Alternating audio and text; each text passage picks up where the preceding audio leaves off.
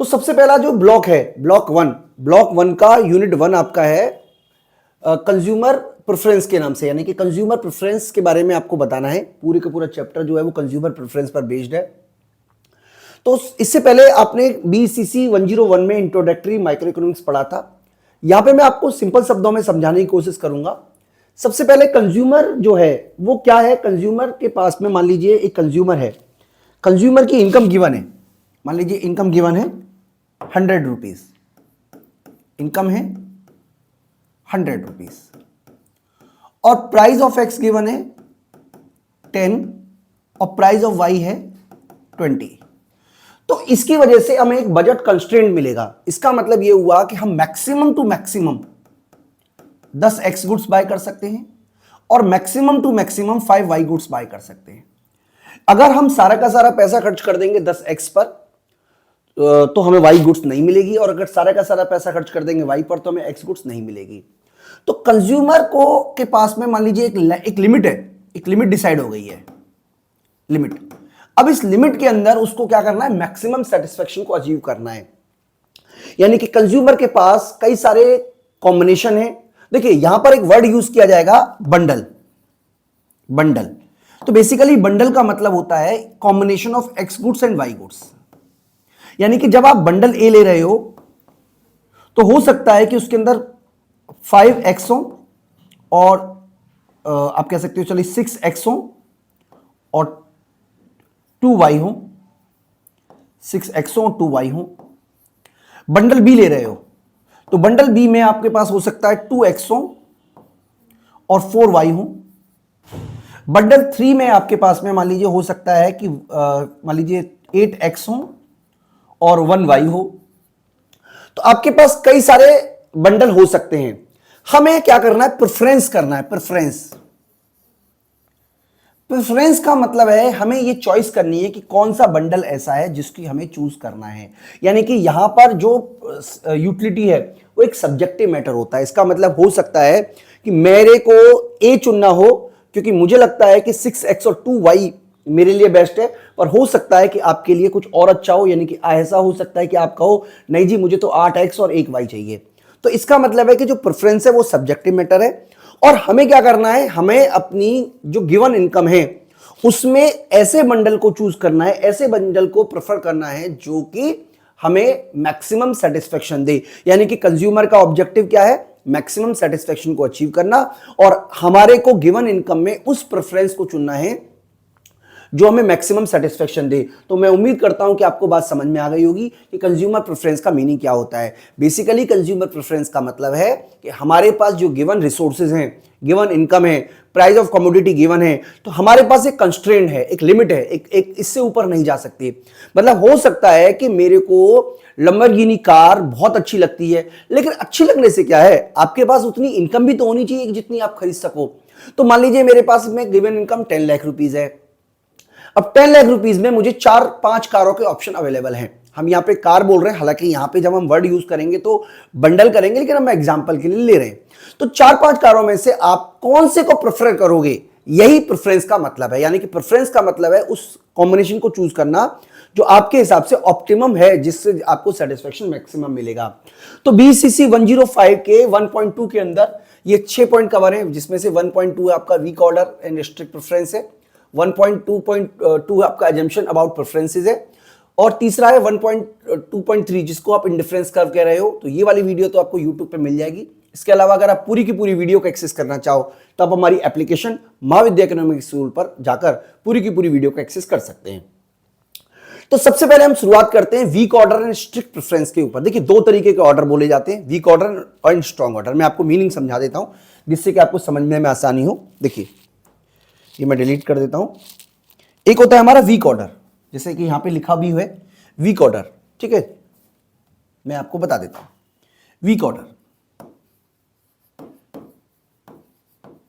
और एक होता है हमारा स्ट्रॉन्ग ऑर्डर,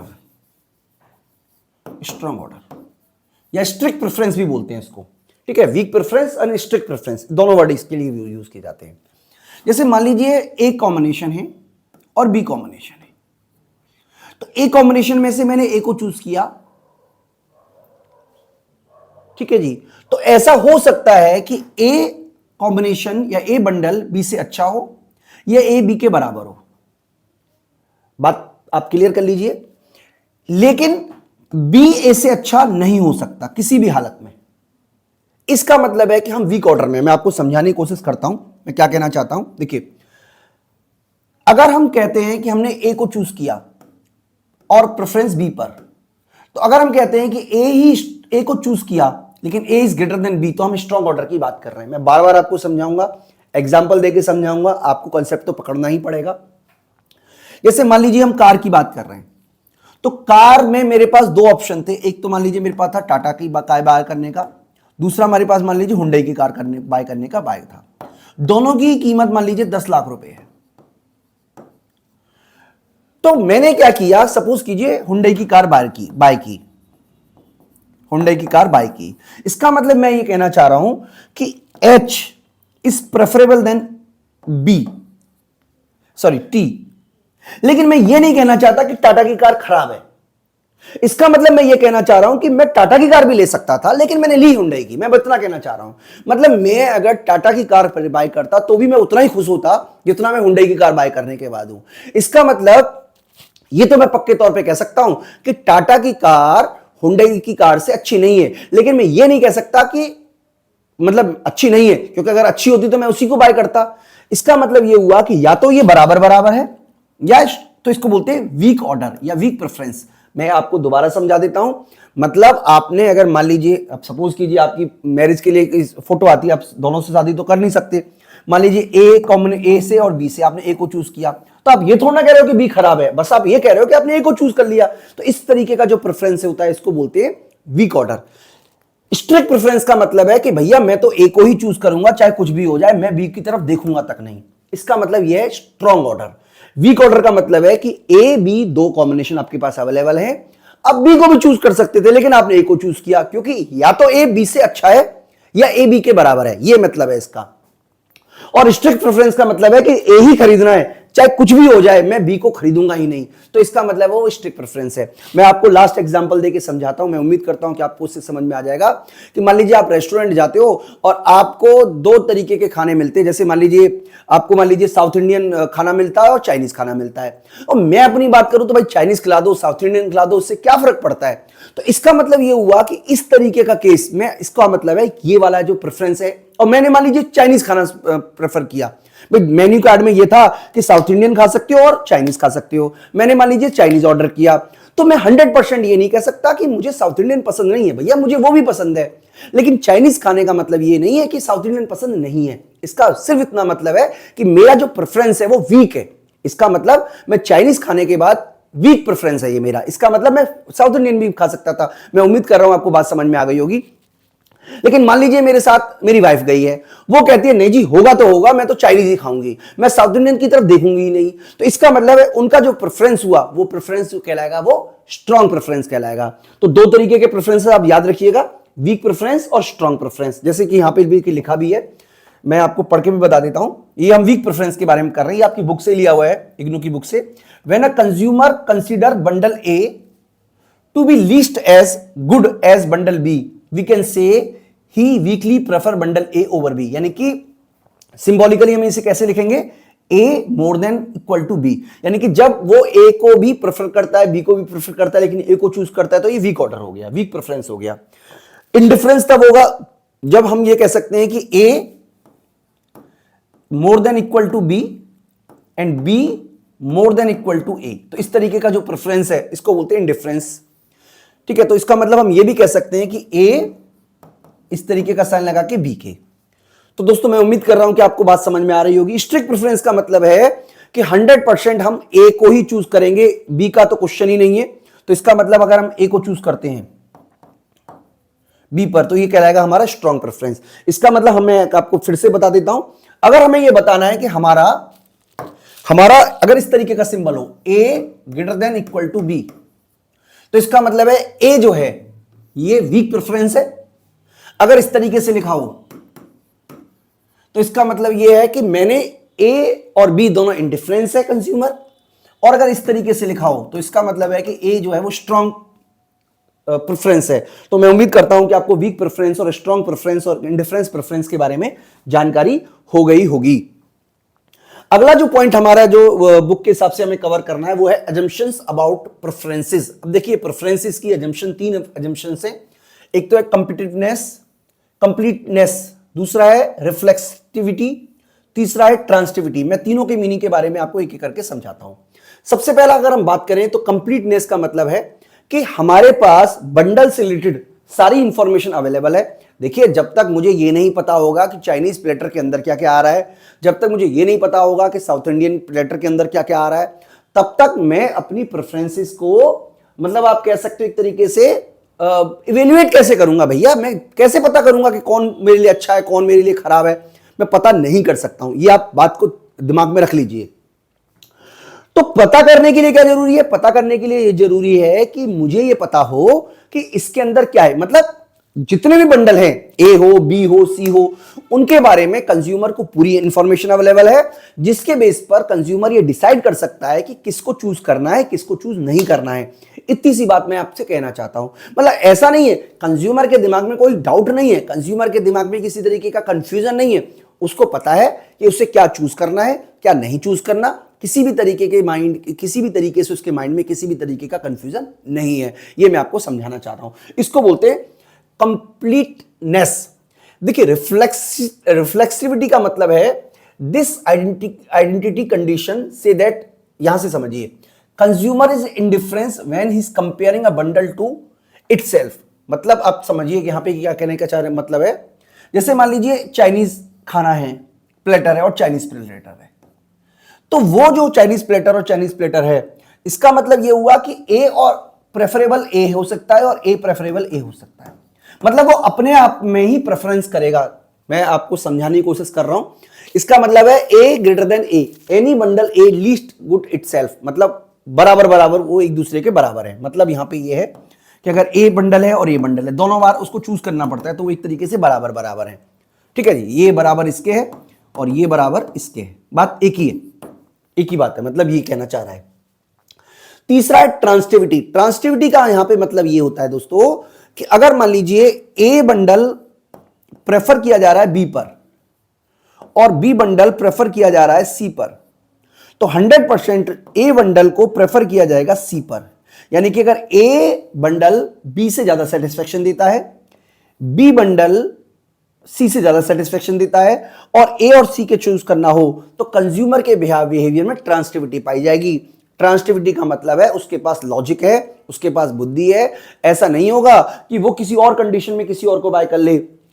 जैसे हम यहां पे मान के चल रहे हैं कि अगर विंटर में अगर एक व्यक्ति मतलब कॉफी पसंद करता है और आइसक्रीम को कम पसंद करता है, तो समर आने पर भी वो कॉफी को ही ज्यादा पसंद करेगा, आइसक्रीम को कम पसंद करेगा।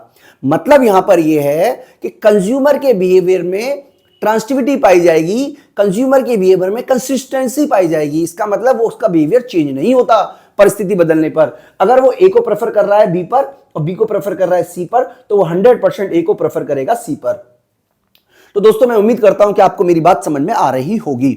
इसके अलावा हम बात करते हैं इंडिफरेंस कर्व की। देखिए इंडिफरेंस कर्व के ऊपर हमने ऑलरेडी, जब आपको 101 पढ़ा रहे थे तो उसमें हमने ऑलरेडी वीडियो बनाई हुई है। तो आप एक इंडिफरेंस कर्व का मीनिंग और उसके जो बेसिक मीनिंग है उसके बारे में ऑलरेडी वीडियो है, पहले हम उस वीडियो को आपको समझा देते हैं, फिर हम अपने टॉपिक को कंटिन्यू करेंगे। इंडिफरेंस कर्व का ये जो टॉपिक है, सबसे पहले देखिए हम इस पूरी की पूरी वीडियो में 3 मुद्दों पे डिस्कस करेंगे। सबसे पहला जो हमारा टॉपिक रहेगा वो है इंडिफरेंस कर्व क्या होता है। इसके अलावा दूसरा जो हम डिस्कस करेंगे वो है अजम्पशंस ऑफ इंडिफरेंस कर्व, और तीसरा जो हम डिस्कस करेंगे वो है फीचर्स ऑफ इंडिफरेंस कर्व। यानी कि हम 3 पॉइंट पर हम डिस्कस करने वाले हैं। तो बच्चों ये वाला जो टॉपिक है ये तमाम जगह अगर आप देखेंगे तो 11th 12th में भी आपके काम आने वाला है। इसके अलावा जहाँ पे भी इंडिफरेंस कर्व का बेसिक होता है वहाँ पे भी ये वीडियो काम आने वाला है। तो जहाँ जहाँ इस टॉपिक की रिक्वायरमेंट होगी वहाँ हम ये टॉपिक को लगा देंगे आप बच्चों के अकॉर्डिंग। तो बच्चों सबसे पहले हम शुरू करते हैं इंडिफरेंस कर्व क्या होता है। देखिए इंडिफरेंस कर्व सबसे पहले हम समझ लेते हैं इंडिफरेंस का क्या मतलब है। इंडिफरेंस का मतलब है, अगर हम सिंपल लैंग्वेज में कहें तो इसका मतलब है equal satisfaction curve. Equal satisfaction curve. अब मैं आपको इसका मतलब समझाने की बात कोशिश करूंगा कि किस तरीके से इक्वल सेटिस्फेक्शन कर्व है। इससे पहले बच्चों हमने एक यूटिलिटी एनालिसिस पढ़ा था और यूटिलिटी एनालिसिस में हमने आपको समझाया था कि किस तरीके से मार्शल का यूटिलिटी एनालिसिस कार्डिनल अप्रोच पर बेस्ड है। कार्डिनल अप्रोच का मतलब है कि उस पूरी की पूरी थ्योरी में हम ये अज्यूम करके चलते थे कि yes we can measure utility in term of numbers, और जिसमें मेजर किया जाता था उसको यूटिल्स बोलते थे। हिग्स ने अपने अप्रोच में इस पूरे के पूरे थ्योरी को आप कह सकते हो विरोध किया और ये समझाने की कोशिश की कि जो हमारा इंडिफरेंस होता है वो इंडिफरेंस कर्व जो है वो आप कह सकते हो एक तरीके से कार्डिनल नहीं होता बल्कि ऑर्डिनल अप्रोच पर निर्भर करता है। तो ऑर्डिनल अप्रोच का क्या मतलब है वो मैं आपको समझाता हूं। ऑर्डिनल अप्रोच का मतलब है कि हम जो हैं वो यूटिलिटी को मेजर नहीं कर सकते नंबर में, बस हम उसको ऑर्डर लगा सकते हैं। तो इंडिफरेंस कर्व ऐसे कॉम्बिनेशनों को दिखाता है जहां पर कंज्यूमर को इक्वल सेटिस्फेक्शन मिलता है, यानी कि कंज्यूमर इक्वल, यानी कि indifference curve is the curve which shows various combination of two goods which provide equal satisfaction to consumer. An indifference curve is locus of all point representing different combination that equally satisfaction to consumer। तो इसको हम इन्हीं combination को मिलाकर जो curve बनता है, ठीक है, these combinations are called indifference set, और इन कॉम्बिनेशन को मिलाकर जो बनता है उसको बोलते हैं इंडिफरेंस कर्व। तो बच्चों मैं आपको एक एग्जांपल के थ्रू ही समझाता हूं, जैसे कि टेबल में दिखाया हुआ है, लेकिन मैं आपको अलग से टेबल बना के दिखा देता हूं जिससे कि आपको मेरी बात समझ में आ जाए। देखिए यहां पर हमें याद रखना है, जैसे मान लीजिए ये हमारा कॉम्बिनेशन है और हम दो ही गुड्स यूज करते हैं, जिसमें से एक गुड्स है गुड्स एक्स और दूसरी गुड्स का नाम है गुड्स वाई। सिंपल तरीके से समझते हैं बच्चों, ठीक है, गुड्स एक्स है और गुड्स वाई है। इसका मतलब हमारे पास दो ही गुड्स हैं, गुड्स एक्स और गुड्स वाई। तो कंज्यूमर जो है वो गुड्स एक्स का यूज करेगा या गुड्स वाई का यूज करेगा, ऐसा नहीं है बच्चों। यहां पर ये माना गया है कि हम हमेशा दोनों गुड्स को कंबाइंड करके यूज करते हैं, यानी कि हम दोनों गुड्स का ही यूज करते हैं। तो मान लीजिए हमारा एक सेटिस्फेक्शन का लेवल ले लेते हैं, सेटिस्फेक्शन का लेवल मान लीजिए हम इस सेटिस्फेक्शन के लेवल को ए ले लेते हैं, मतलब सॉरी चलिए हम एक जेड ले लेते हैं, मतलब एक जेड लेवल पे हमारा सेटिस्फेक्शन का लेवल है। चलिए कोई भी जेड पॉइंट नहीं है ना, अगर हम इसको नंबर में नहीं देना चाहते इसलिए हम इसको जेड पॉइंट मान लेते हैं। तो अब जिस कॉम्बिनेशन का यूज कर रहे हैं उसमें मान लीजिए 1x आती है और या मान लीजिए 10x आती है, और चलिए 1 ही ले लेते हैं, 1x आती है और 10y आती है, जिससे हमें एक लेवल ऑफ सेटिस्फेक्शन मिलता है z का, यानी कि एक लेवल ऑफ सेटिस्फेक्शन हम पहुंच गए। अब कंज्यूमर अगर एक गुड्स को इंक्रीज करना चाहता है, मान लीजिए x की क्वांटिटी को बढ़ाता है, तो उसको y की कुछ कमोडिटी का सेक्रीफाइस करना पड़ेगा। मान लीजिए उसने 3 का सेक्रीफाइस किया और यहाँ पे उसका सेट जो है वो 7 रह गया। इसका मतलब 1 प्लस करने के लिए, 1x प्लस करने के लिए उसने 3y का सेक्रीफाइस किया और जो लेवल ऑफ सेटिस्फेक्शन है वो पहले के बराबर z पे ही बना रहा। तो इस केस में बताने की कोशिश की जा रही है कि 1x जो है वो 3y के बराबर है। आप ध्यान से समझिएगा, 1x जो है वो 3y के बराबर है। अगले केस में जब हम मान लीजिए यूज करते हैं एक और x, तो आप केवल 2y का सेक्रीफाइस करोगे। बस आपको यही बात समझनी है कि आखिरकार यहां पे 3 का लॉस क्यों हुआ और यहां पे 2 का सेक्रीफाइस क्यों किया। देखिए ध्यान से समझिएगा, इसकी वजह यह है कि पहले से ज्यादा अब आपके पास x है, यानी कि अगर मान लीजिए ये आपके पास पैंट है, ये आपकी शर्ट है, तो पैंट पहले 1 था, एक और पैंट के लिए आप 3 शर्ट सेक्रीफाइस करने को तैयार हो, लेकिन एक और पैंट के लिए आप 300 रुपये 3 शर्ट सेक्रीफाइस करने को तैयार नहीं होंगे। इसकी वजह यह है क्योंकि अब आपके पास पैंट पहले से ज़्यादा हैं, इसलिए पैंट की जो यूटिलिटी है, उपयोगिता है, वो पहले से कम है, और शर्ट पहले से कम हो गई है, पहले 10 थी अब 7 हो गई है, इसलिए शर्ट की यूटिलिटी बढ़ गई है। इसलिए इक्वल अमाउंट में पैंट के लिए आप इक्वल अमाउंट में सेक्रीफाइस नहीं करोगे। इसका मतलब अगर हम ये मान लें कि ये रुपीस है, तो इसका मतलब है कि एक और पैंट के लिए यहां पर आपने 3 रुपए सेक्रीफाइस किए, लेकिन एक और पैंट के लिए अब आप 3 रुपए सेक्रीफाइस नहीं करोगे। यानी कि जैसे जैसे कंज्यूमर एक्स की क्वांटिटी बढ़ा रहा है, एक्स से मिलने वाला सेटिस्फेक्शन कम हो गया है। जैसे मैं आपको एक एग्जांपल से बताने की कोशिश करूंगा। मान लीजिए मेरे पास दो विकल्प हैं, या तो रोटी खाने का या चावल खाने का। तो इसका मतलब ये हुआ कि जैसे जैसे मैं रोटी की मात्रा इक्वल बढ़ा रहा हूं, चावल का सेक्रीफाइस मुझे पहले से कम करना पड़ेगा, क्योंकि जैसे जैसे मैं रोटी की क्वांटिटी बढ़ा रहा हूं, मेरे लिए जो यूटिलिटी है ब्रेड की, रोटी की, वो घटती चली जाएगी।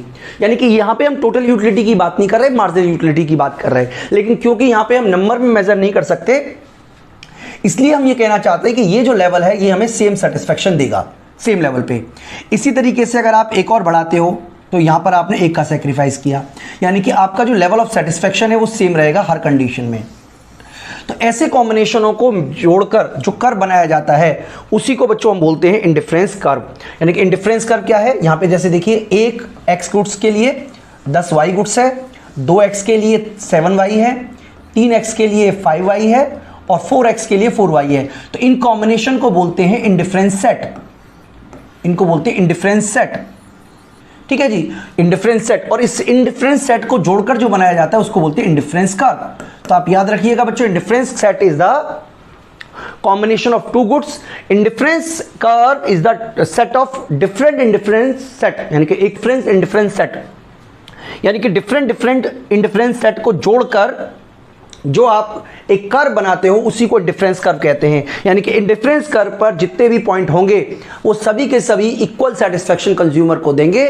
ना ही कोई पॉइंट पहले से ज़्यादा अच्छा माना जाएगा, ना ही कोई पॉइंट पहले से खराब माना जाएगा, क्योंकि जो भी पॉइंट इंडिफरेंस कर्व पर है वो सभी के सभी कंज्यूमर को इक्वल लेवल ऑफ सेटिस्फेक्शन को ही दिखाएंगे। तो बच्चों यहां तक मैं उम्मीद करता हूं कि आपको मेरी बात समझ में आई होगी अच्छी तरीके से। बेसिकली आपको यह याद रखना है कि अगर आप किसी एक चीज की क्वांटिटी को बढ़ाते हो तो दूसरी क्वांटिटी आपको सेक्रीफाइस करनी पड़ती है, सबको करनी पड़ती है। लेकिन आप जिसको इंक्रीज कर रहे हो उसके लिए सेम अमाउंट में सेक्रीफाइस नहीं करोगे। हालांकि कुछ कंडीशन ऐसी होती हैं जहां पर हम सेम सेक्रीफाइस करेंगे, उसके बारे में मैं आपको कभी फर्दर बात करेंगे बच्चों। लेकिन फिलहाल हमने जो बताया बस आप वो याद रखिएगा कि जितने भी पॉइंट इंडिफरेंस कर्व पर होते हैं वो सभी के सभी कंज्यूमर को इक्वल सेटिस्फेक्शन को ही देते हैं। बात करते हैं बच्चों इंडिफरेंस कर्व के अजम्पशंस की, यानी कि कौन कौन सी बातें इसमें मान ली गई हैं।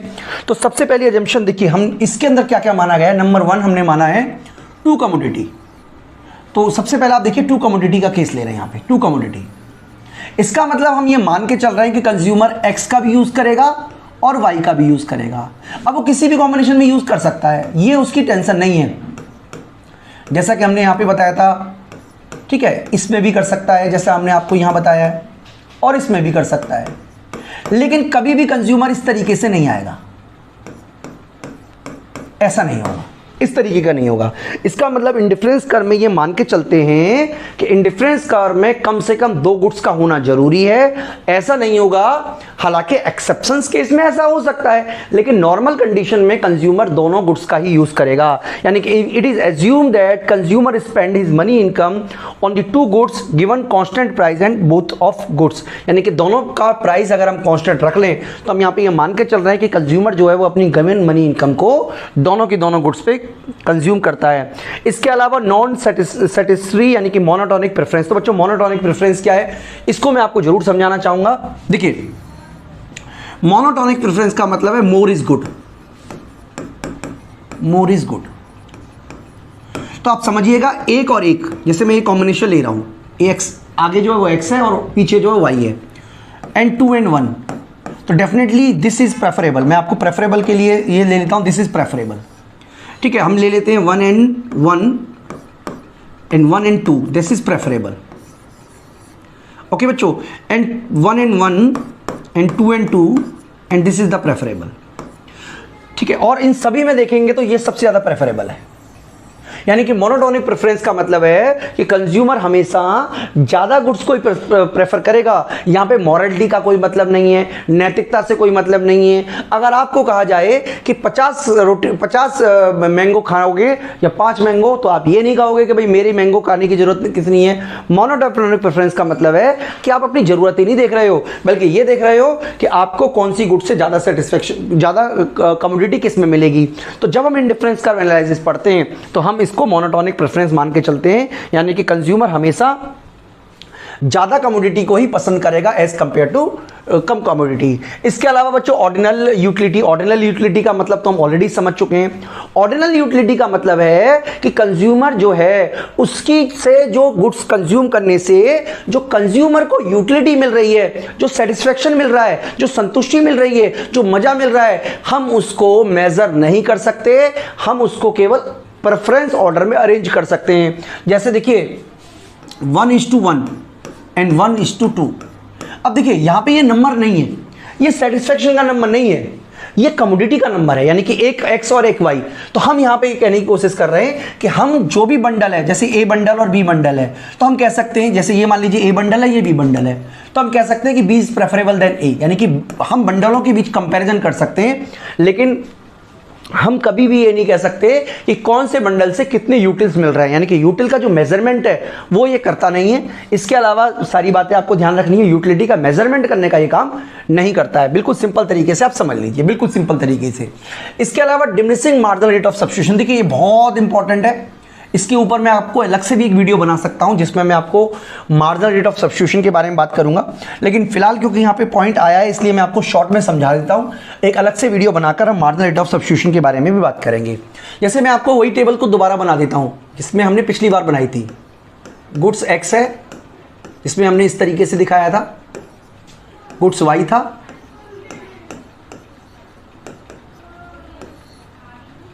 टेन, 7, 5 एंड 4 एंड ये कॉम्बिनेशन लिया था, अगर आपको याद हो, A B C and D. So इस तरीके से हमने आपको दिखाया था, बिल्कुल सिंपल तरीके से समझाने की कोशिश की थी बच्चों हमने आपको। अब ध्यान से समझिएगा कि जब हम इस कॉम्बिनेशन का यूज करते हैं तो यहां पर हम लिख रहे हैं आप बच्चों के लिए बिल्कुल सिंपल तरीके से मार्जिनल रेट ऑफ सब्स्टिट्यूशन। इसका फॉर्मूला होता है delta loss upon delta gain, यानी कि y का लॉस हो रहा है, x का गेन हो रहा है, सिंपल तरीके से हमने ये लिख लिया है। तो कितने का लॉस हुआ है यहां पे, देखिए आप देखिए 3 का लॉस हुआ है, और गेन कितने का हुआ है, गेन हुआ है 1 का। इसका मतलब जो रेट आएगा वो 3 आएगा। यहां पे कितने का लॉस हुआ है, 2 का, और यहां गेन हुआ है 1 का। यहां लॉस कितने का हुआ है। तो इस तरीके से आप देखिएगा कि इस टेबल के अंदर हमने diminishing marginal rate of substitution लिया है, इसको बोलते हैं DMRS। DMS diminishing marginal rate of substitution के अलावा एक constant marginal rate of substitution होता है, इसके अलावा एक होता है हमारा increasing marginal rate of substitution. इस सब के बारे में बच्चों मैं अलग से बात करूंगा। फिलहाल आप यहां पे मान लीजिए कि जब भी आप इंडिफरेंस कर बनाओगे आप diminishing marginal rate of substitution का एजम्पशन लेकर ही बनाओगे, यानी कि आप हमेशा ये मानोगे कि एक्स गुड्स की अगर आप सेम क्वांटिटी बढ़ा रहे हो, सेम क्वांटिटी बढ़ा रहे हो, तो जो वाई का सेक्रीफाइस है वो घटता चला जाएगा, ताकि जो लेवल ऑफ सेटिस्फेक्शन है, सेटिस्फेक्शन का लेवल जो है वो सेम रहे, यानी कि सेटिस्फेक्शन का जो लेवल है वो सेम रहे। ये आपको हमेशा याद रखना है। इसके अलावा बच्चों यहाँ पे माना गया है कि कंज्यूमर रैशनल है, इसका मतलब उसके पास बुद्धि है, उसके पास विवेक है, उसके पास ज्ञान है, उसके पास नॉलेज है, वो अपनी मिनिमम इनकम में गिवन प्राइस में अपने सेटिस्फेक्शन को मैक्सिमम करना जानता है। इसका मतलब बच्चों ये हुआ कि यहां पर हमें ये बात याद रखनी है कि इसका मतलब सिंपल तरीके से ये हुआ कि कंज्यूमर के पास अपना बिहेवियर है, और उस बिहेवियर में यानी कि नॉलेज है, और उस नॉलेज में वो अपने उस फूड्स को कंज्यूम करेगा जिसमें उसको ज़्यादा सेटिस्फेक्शन मिले। यानी कि मान लीजिए अगर मुझे बहुत तेज भूख लगी हुई है और आइसक्रीम का मेरे पास विकल्प है और छोले भटूरे खाने का विकल्प है, और मुझे दोनों ही पसंद है, तो भूख लगने पर मैं छोले भटूरे खाऊंगा, क्योंकि मैं जानता हूं कि इस समय मेरे को छोले भटूरे से ज़्यादा यूटिलिटी मिलेगी एज कम्पेयर टू आइसक्रीम। क्योंकि आइसक्रीम तभी खाई जा सकती है जब मौसम में जब पेट भरा हुआ हो, लेकिन जब खाली पेट में आप आइसक्रीम खा के अपनी उस गिवन पैसे में, यानी कि जो पैसा आपके पास है उसमें आप मैक्सिमम सेटिस्फेक्शन तो आप नहीं अचीव कर सकते।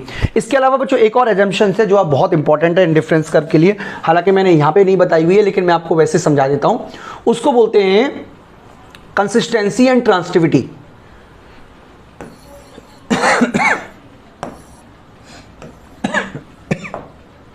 देखिए कंसिस्टेंसी एंड ट्रांसिटिविटी की एक फीचर्स है जो आपको हमेशा याद रखना चाहिए। जैसे कि हमने देखिए यहां पे एक यूज भी किया होगा, एक जगह पे आगे यूज किया होगा,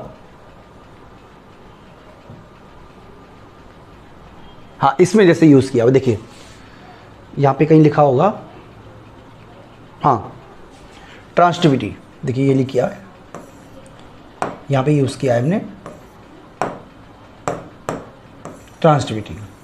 ठीक है, तो ट्रांसिटिविटी का और एक और कॉम्बिनेशन हमको बताया, ट्रांसिटिविटी एंड दूसरा हमने आपको बताया था कंसिस्टेंसी। दोनों का मतलब हम आपको एक बार बता देते हैं। देखिए यहां पे मैं आपको उसी पेज पे ले लेता हूं। हाँ,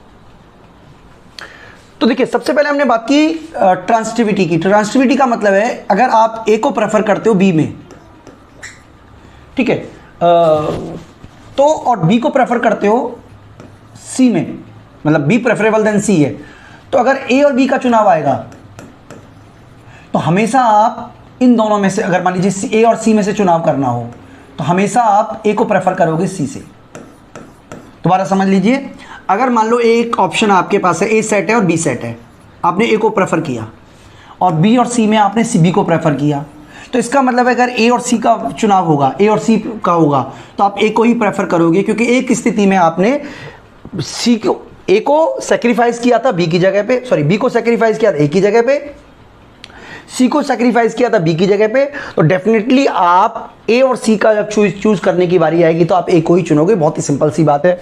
इसी तरीके से अगर ए और बी इक्वल है और बी और सी इक्वल है तो ए और सी भी इक्वल होगा, ये जरूरी है बच्चों, क्योंकि यहाँ पे जब ये बराबर है तो ये भी बराबर होगा। इसको बोलते हैं ट्रांसिटिविटी। कंसिस्टेंसी का मतलब है कि अगर मौसम बदलने से कंज्यूमर का व्यवहार नहीं बदलता, अगर वो गर्मियों में आइसक्रीम खाना पसंद करता है छोले भटूरे के कंपेयर में, तो वो सर्दियों में भी आइसक्रीम ही खाना पसंद करेगा। यानी कि दिल्ली में अगर वो आइसक्रीम खाना पसंद करता है तो अमेरिका में भी खाना पसंद करेगा आइसक्रीम। यानी कि कंडीशन चेंज होने से कंज्यूमर का बिहेवियर नहीं चेंज होता, इसको बोलते हैं कंसिस्टेंसी। तो बच्चों ये सारे के सारे अजम्पशंस हैं जो आपको जरूर लर्न करने चाहिए। आगे बच्चों हम बात करते हैं 2.4 में, अगला है हमारा पॉइंट है वेल बिहेव प्रेफरेंसेस।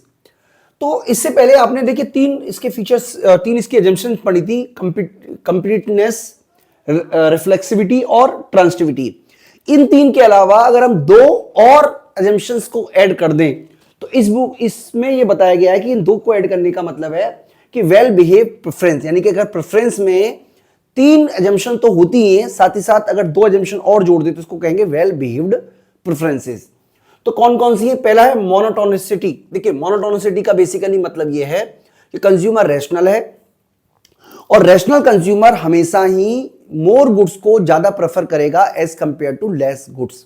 तो दोस्तों मैं आपको यह समझाने की कोशिश कर रहा हूं कि जब हम प्रेफरेंसेस की बात करते हैं तो प्रेफरेंसेस में कंज्यूमर के पास में कोई सोशल इकोनॉमिक्स तो हम पढ़ा नहीं रहे। यहां पे बेसिकली हमारा जो ऑब्जेक्टिव है वो कंज्यूमर के जो सेटिस्फेक्शन है उसको मैक्सिमम करना है। मोनोटोनिक प्रेफरेंस का मतलब है कि कंज्यूमर को हमेशा ज्यादा गुड्स का कॉम्बिनेशन हमेशा पसंद आएगा।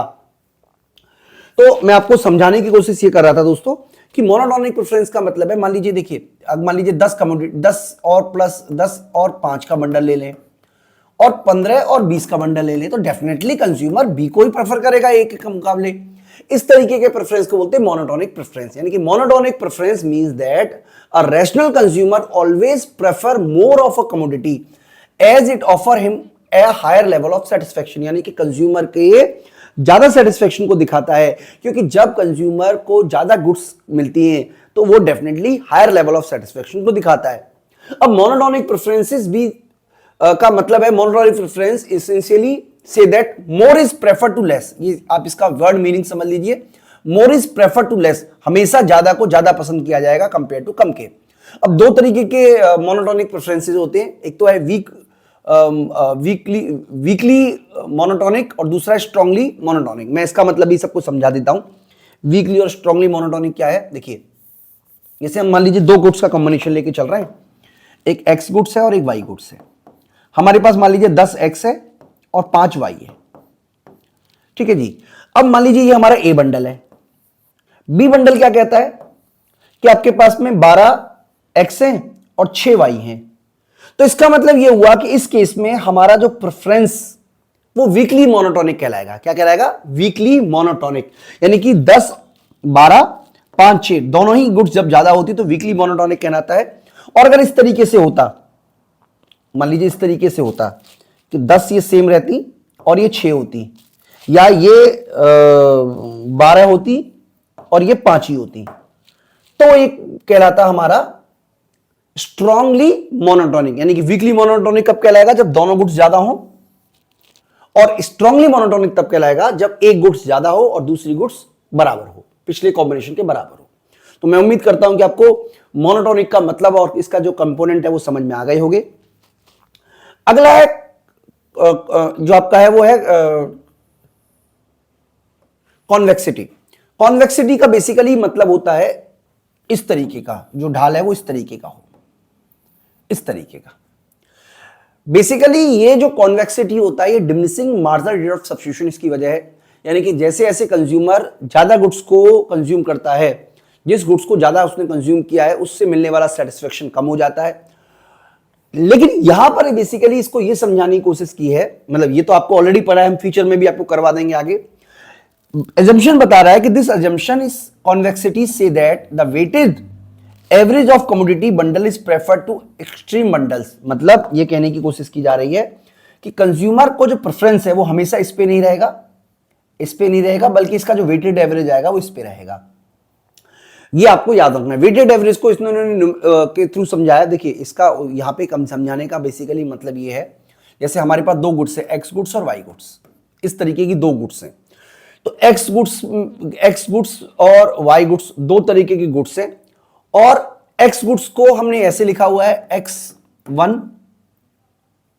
मतलब वेटेड एवरेज में दोनों चीज आएंगी ना। मतलब देखिए वेटेड एवरेज आपको पता होगा, एक्स गुड्स और वाई गुड्स को 2 से डिवाइड कर देंगे, एवरेज आ जाता है वेटेड एवरेज में। तो यहां पर उन्होंने इसको इस तरीके से लिखा है कि टी जो होगा वो एक तरीके का कांस्टेंट होगा, x1 plus 1 minus T x2। तो ये हमारी एक्स गुड्स हो गई, एक्स गुड्स का एवरेज हो गया। और इसी तरीके से यहां पे वाई का ले लेंगे, T y1 plus 1 minus T y2। तो इस तरीके से इन्होंने इसको शो कर रखा है। बेसिकली कॉन्वेक्स प्रेफरेंस का मतलब इन्होंने ये समझाने की कोशिश की है कि कंज्यूमर कभी भी एक्सट्रीम बंडल ए और बी को पसंद नहीं करेगा, बल्कि इसके बीच का जो कॉम्बिनेशन है उसको पसंद करेगा। मैं उम्मीद करता हूं कि आपको वेल बिहेव प्रेफरेंस के बारे में जो जानकारी की जरूरत है वो आपको हो गई होगी। अगला जो टॉपिक है वो है हमारा मार्जिनल रेट ऑफ सब्स्टिट्यूशन। इसके अलावा एक और टॉपिक हमारे को करना है जो है प्रॉपर्टीज ऑफ इंडिफरेंस कर्व। इस दोनों को हमने ऑलरेडी वीडियो के माध्यम से कवर किया हुआ है, तो आपकी जो वीडियो है उसमें हम वो वीडियो ऐड कर देते हैं। बेसिकली वही सारी बातें हैं जो आपको समझनी है। तो ये सारी की सारी बातें हमने ऑलरेडी आपको डिफरेंट डायग्राम के माध्यम से करा रखी है, तो आप उसको देख लीजिएगा। तो इस तरीके से दोस्तों हमारा जो 1.2 है वो कवर होता है, जिसमें हमने आपको ये सारे के सारे पॉइंट कवर करने की कोशिश की है, और ये वाले सारे पॉइंट। तो मैं उम्मीद करता हूं कि आपको कंसेप्ट समझ में आ गया होगा। आगे जो ये दो टॉपिक हैं इसकी वीडियो को हम कंटिन्यू जोड़ते हैं। Thank you. हेलो दोस्तों इस वीडियो में हम बात कर रहे हैं मार्जिनल रेट ऑफ सब्स्टिट्यूशन के बारे में। तो बच्चों मार्जिनल रेट ऑफ सब्स्टिट्यूशन जो है वो क्या होता है, इसके बारे में डिटेल में हम आपको बताने वाले हैं। और आपको ये भी याद रखना है कि मार्जिनल रेट ऑफ सब्स्टिट्यूशन के बेस पर ही डिसाइड होता है कि जो इंडिफरेंस कर्व है उसका स्लोप किस तरीके का होगा। तो बच्चों इससे पहले वाली वीडियो में हम आप बच्चों को जब हमने फीचर आपको बताया था तब हमने आपको बताया था कि मार्जिनल रेट ऑफ सब्स्टिट्यूशन क्या होता है। फिलहाल इस वीडियो में हम आप बच्चों को इसको डिटेल में समझाने की पूरी कोशिश करेंगे। तो बच्चों मार्जिनल रेट ऑफ सब्स्टिट्यूशन क्या होता है? मार्जिनल रेट ऑफ सब्स्टिट्यूशन जो है it's refer to the rate of which one commodity of Y can be sacrificed with one additional unit of commodity X. यानी कि अगर आप एक्स की एक एडिशनल यूनिट को इंक्रीज करना चाहते हो तो आपको वाई की कितनी यूटिलिटी सेक्रीफाइस करना पड़ेगा, इसी को बोलते हैं मार्जिनल रेट ऑफ सब्स्टिट्यूशन। देखिए ऑलरेडी हम आपको समझा चुके हैं, मैं आपको समझाने की कोशिश करूंगा। बेसिक अजम्पशन ये है कि अगर आप x की क्वांटिटी को बढ़ाते हो तो y की क्वांटिटी को कम करना पड़ेगा। ये तो सिंपल सी बात है, ये तो आपको याद ही रखना पड़ेगा। इसके अलावा तो कोई चारा ही नहीं है अगर आप इंडिफरेंस कर पे रहना चाहते हो। लेकिन इसके गिरने की जो स्पीड है, रेट क्या होगा, रेट, उसके बारे में हम यहाँ पे डिस्कस करने वाले हैं। तो सबसे पहले मैं आपको बता देता हूँ मार्जिनल रेट ऑफ सब्स्टिट्यूशन। अगर आप ऐसे लिख रहे हो XY2, इसका मतलब ये है फॉर 1 यूनिट ऑफ X, ठीक है, we have to give up 2 unit of Y। ये इसका मतलब होता है बच्चों। इसका मतलब ये हुआ MRS XY2 लिखने का मतलब है कि अगर आप X गुड्स की 1 यूनिट को इंक्रीज करना चाहते हो तो आपको Y की 2 यूनिट को डिक्रीज करना पड़ेगा। इसी को हम बोलते हैं मार्जिनल रेट ऑफ सब्स्टिट्यूशन। तो मार्जिनल रेट ऑफ सब्स्टिट्यूशन के बेस पर हम किस तरीके से अपना आंसर निकालते हैं वो मैं आपको बताने की कोशिश कर रहा हूं। तो फिलहाल आप एक बार फार्मूले पे नजर डाल दीजिए। Marginal rate of substitution X A B लिखा हुआ यहां पे, इसका मतलब है कि अगर आप यहां पे ए बी की जगह एक्स वाई लिख लेते हैं, यानी कि unit of Y willing to sacrifice, यानी कि कितनी Y units willing to sacrifice है, unit of X willing to gain, यानी कि एक्स की गेन करने के लिए वाई का कितना सेक्रीफाइस करने को तैयार है। सिंपल शब्दों में हम लिखना चाहें तो इसको ये भी लिख सकते हो, MRS XY का मतलब loss of goods Y upon gain of goods X. तो बच्चों यहां पर आपको ये याद रखना है कि कंज्यूमर क्या कंडीशन में किस तरीके का बिहेवियर होता है। तो देखिए हम जानते हैं कि as consumer move lower burden of indifference curve, जो हमारा MRS है वो डिक्लाइन करती है। चलिए मैं आपको समझाने की कोशिश करता हूं। देखिए चलिए मैं आपको एक टेबल के थ्रू समझाता हूं। पहले आपको नॉर्मली जब हम इंडिफरेंस कर्व बनाते हैं, देखिए ये वाला कंडीशन हमने बना देते हैं अब बच्चों के लिए। यहां पे हम लिख लेते हैं कमोडिटी, सॉरी यहां पे हम लिख लेते हैं कॉम्बिनेशन, यहां पे हम लिख लेते हैं एक्स गुड्स और यहां लिख लेते हैं वाई गुड्स, और एक और कॉलम बना लेते हैं उसमें लिख लेते हैं MRS XY।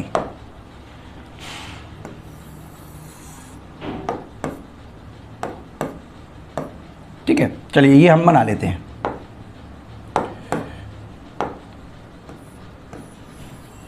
ओके जी, अब ये कुछ कॉम्बिनेशन ले लेते हैं। A combination, B combination, C combination, D और E।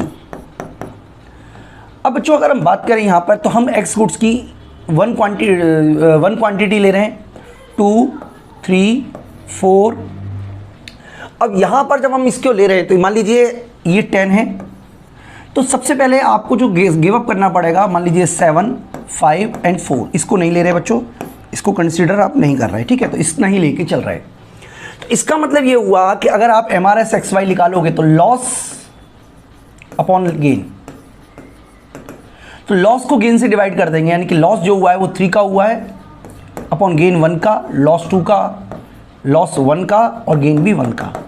तो इस तरीके से बच्चों हम अपना MRS XY निकाल सकते हैं। यानी कि MRS XY कैसे निकालेंगे, MRS X फॉल, बिकॉज देखिए MRS फॉल कर रहा है, यहाँ पे ये MRS फॉल करता है, MRS fall because law of diminishing marginal utility, law of diminishing marginal utility की वजह से ही ये फॉल करता है। क्योंकि जैसे ही आप x की क्वांटिटी को बढ़ा रहे हो, सॉरी x की y की क्वांटिटी को घटाते हो, तो मार्जिनल यूटिलिटी ऑफ y जो है वो बढ़ जाती है, और इसकी क्वांटिटी को घटाने की वजह से मार्जिनल यूटिलिटी ऑफ x घट जाती है। इसी वजह से अब कंज्यूमर पहले से कम यूटिलिटी रिसीव करेगा अगर वो एक और एडिशनल यूनिट यूज़ करता है। यानी कि जैसे जैसे वो एडिशनल यूनिट यूज़ कर रहा है उसकी जो मार्जिनल यूटिलिटी है वो घट रही है, और यहाँ पे जैसे जैसे वो कम कमोडिटी कर रहा है इसकी मार्जिनल यूटिलिटी बढ़ रही है, इसीलिए वो पहले से कम सेक्रीफाइस करेगा। बच्चों एक शर्ट जो है, मैं आपको एक सिंपल एग्जांपल से बताने की कोशिश करूं तो मेरा कहने का मतलब ये है कि एक शर्ट अगर हम लेने जाते हैं तो मान लीजिए वो 500 रुपये की आती है, तो 2 शर्ट कितने की आएगी, आप कह सकते हो 1000 रुपये की, लेकिन मैं कहता हूँ 800 रुपये की आएगी। क्यों? क्योंकि फर्स्ट शर्ट की यूटिलिटी जो है हो सकता है कि 500 रुपये के बराबर हो, लेकिन दूसरी शर्ट की यूटिलिटी 500 रुपये के बराबर नहीं होगी, क्योंकि जैसे ही आप एक और एक्स्ट्रा शर्ट खरीदते हो आपको पैसे का ज़्यादा सेक्रीफाइस करना पड़ेगा। यानी कि अब आपके लिए पैसा ज़्यादा इंपॉर्टेंट हो गया और जो कमोडिटी आप यूज़ कर रहे हो वो कम इंपॉर्टेंट हो गई। इसीलिए आप दूसरी कमोडिटी तब खरीदोगे जब आपको उसके लिए 300 रुपये देने पड़े। सेम चीज़ बच्चों यहाँ पर भी लागू हो रही है। लेकिन कुछ केसेस ऐसे भी होते हैं जहाँ पर MRS, नॉर्मली ऐसा होता है कि MRS MRS XY यानी कि MRS जो है वो डाउनवर्ड होती है, जिसकी वजह से इंडिफरेंस कर्व का जो शेप होती है वो इस तरीके की शेप होती है, जिसे हम बोलते हैं कॉनकेव। लेकिन कुछ कंडीशन ऐसी भी होती हैं जिसमें जो हमारा MRS है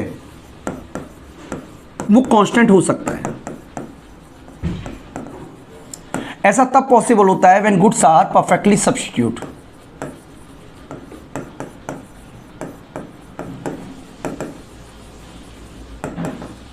सब्स्टिट्यूट गुड्स हो, परफेक्टली सब्स्टिट्यूट गुड्स के केस में ऐसा पॉसिबल है। तो बच्चों किस तरीके से इस केस में ये पॉसिबल होता है वो मैं आपको समझाने की कोशिश कर रहा हूं।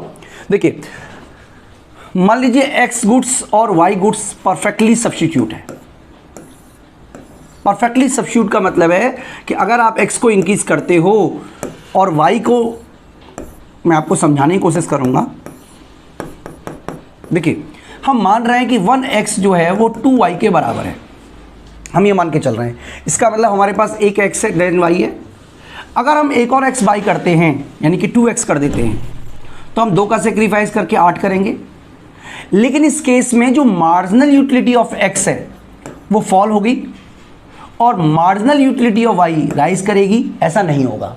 इसकी वजह यह है क्योंकि x गुड्स और y गुड्स परफेक्टली सब्स्टिट्यूट है, यानी कि एक x 2y के बराबर है, तो कंज्यूमर को कोई खास फर्क नहीं पड़ता कि उसके पास x है या उसके पास y है।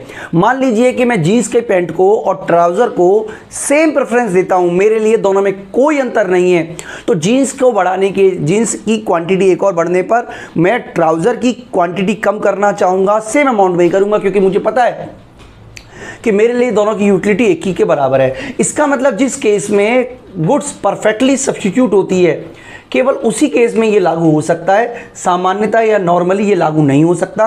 यानी कि इस केस में ही वो कंडीशन अप्लाई होती है जिस केस में इस तरीके का इंडिफरेंस कर्व बन के आता है, इस तरीके का बिल्कुल डाउनवर्ड। तो ये कब होता है बच्चों, आप याद रखिएगा, ये केवल तभी पॉसिबल है जब गुड्स परफेक्टली सब्स्टिट्यूट हो। तो वापस हम अपने टॉपिक पे आ जाते हैं। इंडिफरेंस कर्व में भी कॉन्वेक्स, कॉन्वेक्स तो हमने समझ लिया था due to diminishing marginal MRS। इसके अलावा MRS जो है अगर वो कांस्टेंट है, MRS कांस्टेंट रहती है, तो जो इंडिफरेंस कर्व होगा वो स्ट्रेट लाइन होगा, जैसा कि मैंने आपको बच्चों यहाँ समझा दिया है। इसके अलावा एक और कंडीशन हम ले लेते हैं जिसमें इंडिफरेंस कर्व जो है वो कॉनकेव होगा। देखिए, कॉनकेव इंडिफरेंस कर्व किस तरीके से हो सकता है। कॉनकेव इंडिफरेंस कर्व इस तरीके का होता है, इस शेप का। हालांकि ये हाइपोथेटिकली गलत है, लेकिन अगर हम ये मान के चल लें कि दोनों ही गुड्स इकोनॉमिकल बैड हैं, इकोनॉमिकल बैड गुड्स, और यहां पे भी इकोनॉमिकल बैड गुड्स,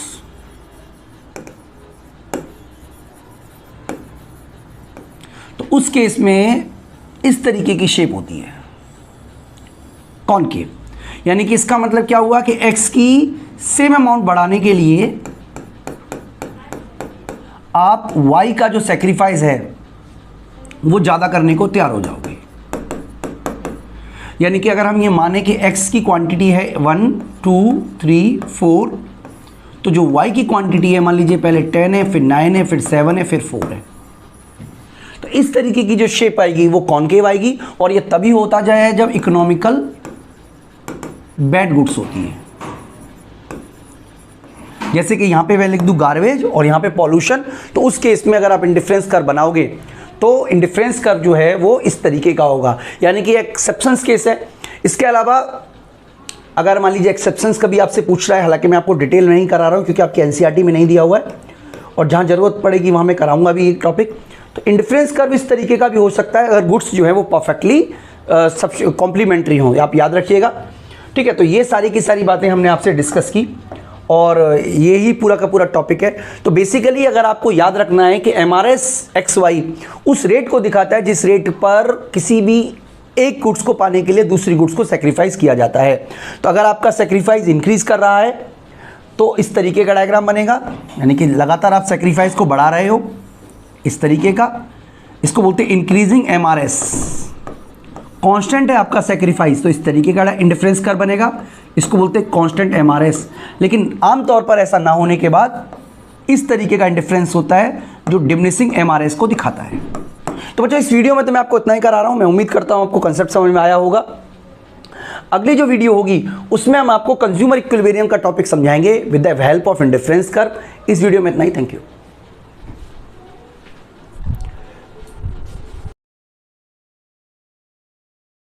फीचर है कि इंडिफरेंस कर्व स्लोप डाउनवर्ड, इसका मतलब इंडिफरेंस कर्व का जो स्लोप है वो डाउनवर्ड होता है।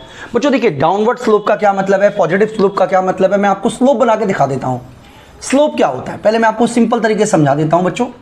स्लोप होता है डाउनवर्ड इस तरीके का, डाउनवर्ड। एक होता है अपवर्ड, ऐसा स्लोप। एक इस तरीके का स्लोप भी होता है, एक इस तरीके का स्लोप भी हो सकता है, ठीक है। एक ऐसा भी स्लोप होता है। इसका मतलब इसमें कोई स्लोप नहीं है, इसको तो आप छोड़िए, कंसिडर ही मत करो। अब इन चारों की बात करते हैं। इसका मतलब यह हुआ कि आप x जो है वो सेम रहेगी, लेकिन y जो है वो इंक्रीज करेगी। इसका यह मतलब है, इसका मतलब है कि जो x है वो इंक्रीज करेगी जबकि y जो है वो सेम रहेगा। इसका मतलब यह हुआ कि x भी इंक्रीज करेगा, y भी इंक्रीज करेगा। इसका मतलब है कि x अगर इंक्रीज करता है, x अगर इंक्रीज करता है तो आपको y को डिक्रीज करना पड़ेगा। अगर हम बात करें बच्चों तो इंडिफरेंस कर्व में इक्वल सेटिस्फैक्शन होता है। इक्वल सेटिस्फैक्शन का मतलब है कि अगर आप एक कमोडिटी को इंक्रीज करते हो तो आपको दूसरी कमोडिटी को डिक्रीज करना पड़ेगा ताकि आपका लेवल ऑफ सेटिस्फैक्शन सेम बनी रहे। क्योंकि मोनोटोनिक प्रेफरेंस होने की वजह से अगर आप दोनों गुड्स को इंक्रीज करते हो तो जो ऊंचा कॉम्बिनेशन होगा, मान लीजिए ये कॉम्बिनेशन है ए, ये कॉम्बिनेशन है बी, तो कंज्यूमर हमेशा बी को प्रेफर करेगा। क्योंकि अगर मान लीजिए हम इसको सेट में कुछ पॉइंट का नाम दे दें, जैसे मान लीजिए यहाँ पे हम नाम लिख दें कि ये 1 1 है, ये है हमारा x है ना, तो यहाँ पे हम कह सकते हैं 2 1, सॉरी 2 2, तो definitely b is preferable than a। लेकिन हमें तो कहना है कि वो इक्वल सेटिस्फेक्शन देगा। इसके लिए जरूरी है कि आप इस वाले कॉम्बिनेशन को चुनें जहां पर आप एक x की क्वांटिटी को बढ़ा रहे हो तो y की क्वांटिटी घटा रहे हो। ना तो ये पॉसिबल है बच्चों, ना ये पॉसिबल है, ना ये पॉसिबल है, ओनली यही पॉसिबल है। यानी कि इंडिफरेंस कर्व का जो स्लोप होगा वो होगा आपका डाउनवर्ड। इसका मतलब ये हुआ कि अगर आप एक x की गुड्स को बढ़ाते हो, एक गुड्स की क्वांटिटी को बढ़ाते हो, तो आपको किसी और गुड्स की क्वांटिटी को कम करना ही पड़ेगा ताकि आपका इंडिफरेंस कर्व यानी कि आपके सेटिस्फेक्शन का लेवल है वो सेम रहे। सेटिस्फेक्शन के लेवल को सेम रखने के लिए जरूरी है कि इंडिफरेंस कर्व का जो स्लोप है वो डाउनवर्ड होना चाहिए। तो बच्चों ये कंसेप्ट है, मैं आप उम्मीद करता हूं कि आपको मेरी बात आप तक जो मैं पहुंचाना चाह रहा हूं वो पहुंच रही होगी बच्चों पूरी तरीके से। अगला जो पॉइंट है उस पर हम आ जाते हैं और नेक्स्ट पॉइंट हमारा कह रहा है higher indifference curve represent higher level of satisfaction. यानी कि जो इंडिफरेंस कर्व ऊंचा होगा वो ज्यादा सेटिस्फेक्शन देगा, जो डाउनवर्ड होगा नीचा होगा वो कम सेटिस्फेक्शन देगा। तो देखते हैं हम ये बात सही साबित होती है कि नहीं होती है। बच्चों देखिए, जैसे ये एक इंडिफरेंस मैप है, इंडिफरेंस कर्व है IC1, ये एक इंडिफरेंस मैप है IC2, ये एक इंडिफरेंस मैप है IC3, इसको बोलते हैं इंडिफरेंस मैप, IC मैप। ध्यान से समझिएगा बच्चों, इसके कॉम्बिनेशन जो हैं उसको बोलते हैं इंडिफरेंस सेट, ठीक है, बंडल, जैसे A और B है। इसको बोलते हैं इंडिफरेंस कर्व, और जब बहुत सारे इंडिफरेंस कर्व को एक साथ दिखा दिया जाता है तो इसको बोलते हैं इंडिफरेंस मैप।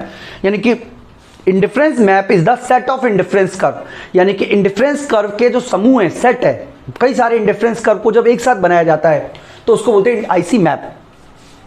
IC मैप बताता है कि जो इंडिफरेंस का राइट वर्ड होगा इट गिव मोर सेटिस्फेक्शन, और जो लोअर होगा वो कम सेटिस्फेक्शन देगा। देखिए, हमने जब आपको ये वीडियो बताई थी तो आपको यहाँ पे ये बताया था कि जितने भी कॉम्बिनेशन है सब इक्वल सेटिस्फेक्शन देंगे। वो तभी पॉसिबल है जब वो एक ही इंडिफरेंस कर्व हो। जैसे यहाँ पे देखिए A है, ये A है, B है, C है या D है, ये सारे के सारे इक्वल है क्योंकि एक ही लेवल पर है। लेकिन अगर हम यहाँ पे बात करें बच्चों, इस जगह बात करें, तो यहाँ पे A और B तो बराबर होंगे क्योंकि वो एक ही इंडिफरेंस कर्व पर है। लेकिन जो ऊंचा होगा यानी कि C is preferable than A equal to B and D is preferable than everything, यानी कि इसके अंदर जो D है वो सबसे ऊंचा है। और अगर हम यहाँ पे E बना देते हैं मान लीजिए, तो इसका मतलब है E और D बराबर होंगे। यानी कि अगर आपका इंडिफरेंस कर्व का मैप हमें क्या बताता है कि जितने भी इंडिफरेंस कर्व है, अगर हम उस इंडिफरेंस कर्व के सेट को बना लें, यानी कि कई सारे इंडिफरेंस कर्व का सेट बना दें, तो उसके जो कर्व बनेगा उसको बोलते हैं इंडिफरेंस मैप। इंडिफरेंस मैप हमें बताता है कि जो इंडिफरेंस कर्व ऊपर होगा, ऊंचा होगा, वो ज्यादा सेटिस्फेक्शन देगा, जो लोअर होगा वो कम सेटिस्फेक्शन देगा। और ऐसा तभी पॉसिबल है जब हम बहुत सारे इंडिफरेंस कर्व को एक कर्व में बनाएं, और ये क्या प्रूफ करता है कि जो ऊपर की तरफ होगा, राइटवर्ड होगा, उस पे ज्यादा सेटिस्फेक्शन लेवल मिलेगा। ये आपको हमेशा याद रखनी चाहिए बच्चों बात। अगले पॉइंट पर आ जाते हैं। अगला पॉइंट हमें क्या बोलता है, IC does not touch X axis and Y axis. तो बच्चों ये हमने समझ ही लिया। देखिए, अगर कोई कर्व एक्स एक्सिस को टच करता है तो क्या मतलब है इसका, मैं आपको समझाने की कोशिश करूंगा। देखिए, मान लीजिए मैं इसको यहां टच करा रहा हूं इस एक्स में, तो इसका मतलब यह हुआ कि कंज्यूमर जो है वो एक्स गुड्स की कमोडिटी का यूज करेगा, मान लीजिए 10 कमोडिटी का, लेकिन वाई का वो कितना कर रहा है, 0। यानी कि इसका मतलब यह हुआ कि ए कॉम्बिनेशन क्या दिखा रहा है, 10 0। इसी तरीके से मान लीजिए वो यहां पे टच कर रहा है, मान लीजिए ये 10 है, तो ये वाला मान लीजिए बी कॉम्बिनेशन क्या दिखा रहा है, 0 10। ऐसा पॉसिबल नहीं है बच्चों, क्योंकि हम ऑलरेडी पढ़ चुके हैं कि जो भी इंडिफरेंस कर्व होगा उसमें दो गुड्स को यूज करना जरूरी है। सिंगल कमोडिटी केस हम लेके नहीं चलते हैं इंडिफरेंस कर्व में। हालांकि एक्सेप्शंस केस में कॉर्नर सॉल्यूशन वगैरह होती हैं, वो आपके मतलब की बात अभी फिलहाल नहीं है, जरूरत पड़ेगी तो बच्चों हम आपको समझाएंगे। फिलहाल आपको यह समझनी है कि यहां पे जो लेवल है ये बता रहा है कि कंज्यूमर एक्स कमोडिटी का ही यूज करेगा, जो कि पॉसिबल नहीं है। इसी तरीके से ये कॉम्बिनेशन बता रहा है कि कंज्यूमर केवल वाई कमोडिटी का यूज करेगा, वो भी पॉसिबल नहीं है, क्योंकि हम ऑलरेडी पढ़ चुके हैं कि कंज्यूमर दोनों ही कमोडिटी का यूज करता है, एक्स का भी यूज करेगा और वाई का भी यूज करेगा। तो ये फीचर आपको हमेशा के लिए याद रखना चाहिए बच्चों कि इंडिफरेंस कर्व जो है वो कभी भी आप कह सकते हो कभी भी एक्स एक्सिस और वाई एक्सिस को टच नहीं करता। इसके अलावा बच्चों ओरिजिन के कॉनकेव होता, देखिए हमने पढ़ा हुआ है diminishing marginal rate of substitution, ये हमने ऑलरेडी पढ़ा हुआ है, आपको छोटा सा मैंने बताया था, एक अलग से वीडियो बनाएंगे बच्चों हम आपको, जैसा कि हमने आपको बताया। Diminishing marginal rate of substitution क्या बताता है, मैं आपको टेबल में ही बता देता हूं। ये देखिए, ये टेबल हमने बनाई है। इस टेबल में अगर हम आपको एक और टेबल जोड़ दें, मान लीजिए यहां जोड़ देते हैं, तो इसका मतलब है अगर हमें एमआरएस का रेट निकालना है, तो जैसा कि मैंने आपको बताया, यहां 3 आएगा, यहां 2 आएगा, ये 1 आएगा। देखिए, बात को ध्यान से समझिएगा बच्चों, बहुत आराम से ध्यान से समझते हैं। डिमिनिशिंग एमआरएस का मतलब है कि अगर आप एक्स की सेम अमाउंट को बढ़ा रहे हो तो वाई का जो सेक्रीफाइस है वो घटता चला जाएगा। यानी कि पहले आपने 3 का सेक्रीफाइस किया, फिर 2 का, फिर 1 का, जिसकी वजह से जब आप कर्व बनाओगे तो इसका कर्व इस तरीके का होगा, कॉनकेव, इसको बोलते हैं कॉन्वेक्स। कॉन्वेक्स इसका मतलब क्या हुआ, देखिए मैं मतलब समझा देता हूं। ये 1 है, ये मान लीजिए 2 है, ये मान लीजिए 3 है, ये 4 है, ठीक है जी। ये आपका 10 है, ये 7 है, 5 एंड 4। इसका मतलब ये हुआ कि अगर आप ये देखिए, ये सेक्रीफाइस है, ये लगातार घट रहा है। इसका मतलब पहले आपने ये 3 का सेक्रीफाइस किया, फिर आपका ये सेक्रीफाइस 2 का रह गया, और फिर आपका जो सेक्रीफाइस है वो 1 का रह गया। इसका मतलब ये जो लाइन आप देख रहे हो, ये वाली इस तरीके से बन रही है। यानी कि ये अमाउंट तो इक्वल है, एक्स अमाउंट तो इक्वल है, लेकिन y का जो सेक्रीफाइस है वो पहले से कम हो रहा है, जिसकी वजह से जब आप इंडिफरेंस कर्व बनाओगे तो इंडिफरेंस कर्व का जो शेप है वो हमेशा इस शेप में होगी, यानी कि कॉनकेव होगी। तो यही बात बच्चों, ये डायग्राम भी आपसे कहने की कोशिश कर रहा है, मैं एक बार आपको डायग्राम में ही बता देता हूं। देखिए, यहां से देखिएगा, ये जो लाइन है ये लगातार घट रही है। इसका मतलब जो रेड से मैंने बनाया है वो लगातार घट रही है, और अगर मैं जो ग्रीन से बना रहा हूं वो कांस्टेंट है। इसका मतलब ये हुआ कि सेम अमाउंट में एक्स बढ़ाने के लिए आपको वाई का सेक्रीफाइस घटता चला जा रहा है, जिसकी वजह से आईसी की जो शेप होती है वो कॉन्वेक्स बन जाती है। याद रखिएगा बच्चों, कॉन्वेक्स बनती है। इसके अलावा 2 IC never intersect each other, यानी कि 2 इंडिफरेंस कर्व कभी भी एक दूसरे को नहीं काट सकते, जैसा कि आप डायग्राम में देख पा रहे हो। अब देखिए, मैं आपको डायग्राम से ही बता देता हूं। हम ये हम क्या करते हैं, हम ये मान लेते हैं कि दो इंडिफरेंस कर्व एक दूसरे को इंटरसेक्ट कर रहे हैं, हमने मान लिया जी। और उसके बाद हम क्या करेंगे, इसको गलत प्रूफ कर देंगे। हम क्या गलत प्रूफ करेंगे, हम अपने एग्जाम्पल के थ्रू, टेबल के थ्रू, डायग्राम के थ्रू यही साबित करने की कोशिश करेंगे कि नहीं जी, दो इंडिफरेंस कर्व कभी भी एक दूसरे को नहीं काट सकते। तो चलिए क्या करते हैं, हम ये मान लीजिए ए कॉम्बिनेशन है, ये बी कॉम्बिनेशन है, ये सी कॉम्बिनेशन है, ठीक है जी। अब इसका मतलब क्या हुआ कि ए और बी बराबर होंगे, because both are on IC1। इसी तरीके से ए और सी भी बराबर होंगे क्योंकि दोनों IC2 पर हैं। इसलिए ट्रांसिटिविटी कहती है कि सी और बी भी बराबर होंगे। लेकिन आप देखिए सी और बी बराबर नहीं है, क्योंकि सी में जो है वो कम गुड्स हैं एक्स की और वाई की, सॉरी बी में कम गुड्स हैं एक्स की वाई की, जबकि सी में एक्स की और वाई दोनों की ही ज़्यादा गुड्स हैं। इसका मतलब सी इज प्रेफरेबल देन बी। तो इसका मतलब या तो ये डायग्राम गलत है या फिर ये डेफिनेशन गलत है कि इक्वल सेटिस्फेक्शन देंगे, यानी कि two indifference curve never intersect each other. इसकी वजह क्या बताई बच्चों, मैं आपको एक बार और बता देता हूं कि ए और सी जो है वो बराबर सेटिस्फेक्शन देंगे, क्योंकि दोनों एक ही इंडिफरेंस कर्व पे हैं। हमने पढ़ा भी है कि जो भी इंडिफरेंस कर्व होंगे एक लाइन पे वो सबके सब इक्वल सेटिस्फेक्शन देंगे। इसी तरीके से ए और बी को भी इक्वल सेटिस्फेक्शन देना चाहिए बच्चों टेक्निकली तो। लेकिन या तो ये गलत है या ये गलत है, क्योंकि सी और बी बराबर नहीं है यहाँ पे, इसलिए ये डायग्राम ही गलत है। और इससे ये प्रूफ होता है कि दो इंडिफरेंस कर्व एक दूसरे को कभी भी इंटरसेक्ट नहीं कर सकते। तो बच्चों इस वीडियो में तो मैं आपको इतना ही करा रहा हूं, मैं उम्मीद करता हूं आपको कंसेप्ट समझ में आया होगा।